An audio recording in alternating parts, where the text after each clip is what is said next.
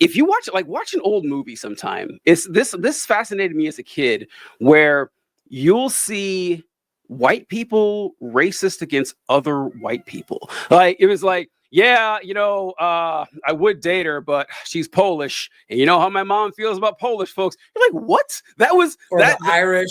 the Irish, yeah, like the Irish weren't considered white.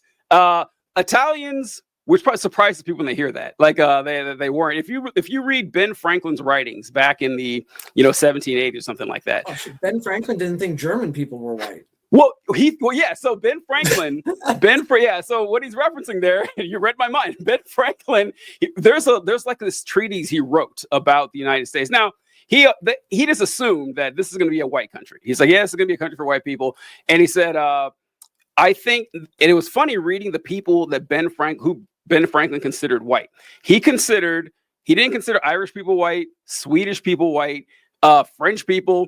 The only people Ben Franklin said were white people were British people and Northern Germans, specifically Northern Germans. And the only reason he added Northern Germans is because everyone knows that the British people descended from the Anglo-Saxons, which from Northern Germany. So he had no choice, right? He was kind of forced to bring them in as a white folk. But seeing that the split in the United States is pretty powerful. But fascism, like you said, it doesn't stop there. It never does. Because people think that if we didn't have the racial problems, fascism would go away. Well, no, because they have it in Europe. And you will find dividing lines very quickly. They will make them up because the group has to get smaller and smaller. And I don't see how everyone doesn't realize that. I really don't. I'm kind of surprised that people buy into this. The what's it called? The nationalism thing. I remember learning that nationalism was bad, like in 7th grade in a Christian school. They said, well, World War I happened because of nationalism, so that's bad. And now people are just open nationalists. No shame in it at all. I don't know what to do about this.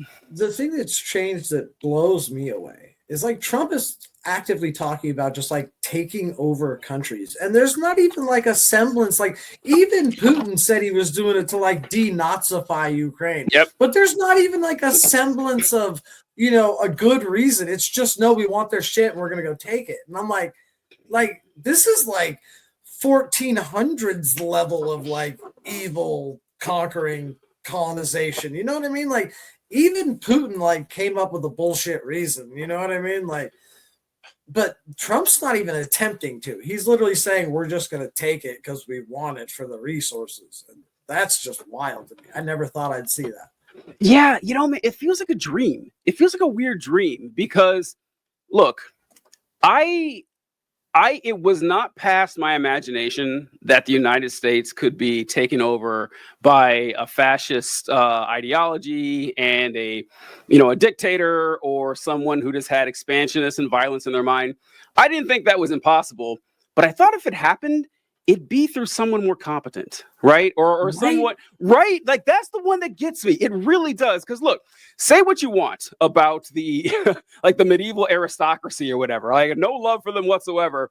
But aristocracy, it means rule by the excellent for a reason. Because like, look, at some point, one of these guys had to grab a sword, hop on a horse, convince his allies to join him, conquer his enemy, establish a government, build roads, aqueducts, right? Like church, like he had. That's why I always make the argument that if you're okay with like people leaving billions of dollars to their children, then you were really fine with the kings leaving their stuff to princes. Because you're like, well, they worked for it. I'm like, well, I guarantee the first king had to work his ass off exactly to conquer all that crap. Yeah, he worked for it, so he gets to leave it to his kids, right? It's the same thing. Like, man, you read my mic and was like, yeah. Look, his shithead kids, who knows? They could have been good, could have been bad, or whatever. The first guy did something. The rest of them, no. That's that. I can't guarantee that at all. There's no, like, Trump is not that. Like, Trump is, no person is deserving of a cult, but no one is less deserving of a cult than Donald Trump. Or maybe Elon Musk. And both of them have cults. And but to be fair, look at Hitler. Hitler was not a competent person. Hitler was that's true. Very competent people. Yeah. But like if you read Mein Kampf, it's like a belligerent slide of idiocy. Like it is dumber than the Bible, and that's saying something. You know what I mean? That's true. This is true. All right, that is a fair point. From if you read about Hitler and everything, didn't seem to be an impressive guy at all. Kind of lucked his way into it. I will say the one thing that he does seem to have over Trump, he did seem to be like an emotional, effective speaker. I don't speak German. I don't, so I can't tell what he's saying. It just sounds scary. Germans always sounds before I knew Hitler was, but Trump doesn't even have that. Right, Trump doesn't even have. I mean, I guess he's funny. He's kind of funny, and like he makes like clever jokes, not clever, but interesting jokes at times. But he doesn't seem to be a motivating individual. But people will like they have separated themselves from their families. One guy got shot at Trump's rally, all in service of the least impressive intellect I have seen on the national stage in quite some time. Yeah, it's wild. Like. The cult that is built behind him, I never would have expected. I never would have expected to see that for any political figure in America.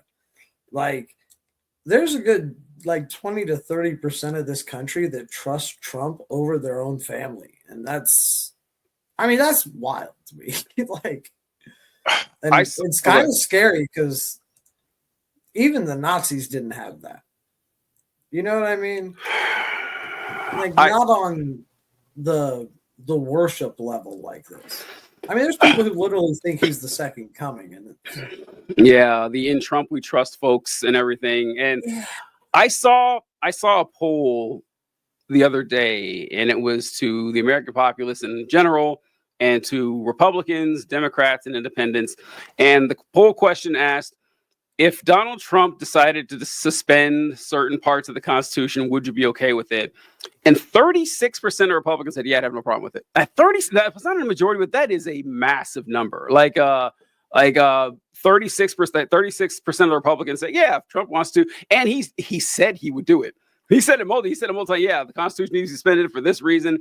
And January 6th, I know it's funny making fun of libs for January 6th and how much they hung their hat on it, but I got to say, the January 6th thing, I would have figured that people would have been turned off to Trump. The eating the dogs, eating the cats would have been turned off to Trump.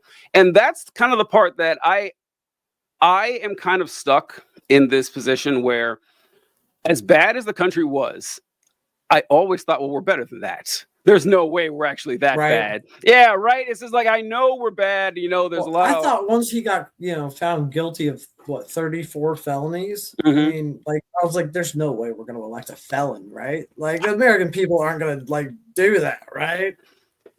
Yeah, they are. Well, that's the thing. That's where I kind of get stuck, because clearly what we did, we can criticize the Democrats for the bad decisions they made for it not working, and I do all day long. I'm gonna still keep doing it. But I also got to reevaluate what I'm doing, because that doesn't seem to work either, right? I thought for sure that, us saying, well, hey, look at this awful stuff. Look at what he said. Look at how this guy is a goddamn fucking moron. And he got the same amount of votes, slightly more votes than last time. It didn't deter them. They say, no, we're still, it wasn't even that. I can see them saying, well, we don't like Harris or whatever, but no, they went out of their way to vote for Trump. And that is, I don't know, it's like trying to figure out this reality that these people are going to be around the rest of our lives and they're not living in the same universe that we are, is kind of depressing.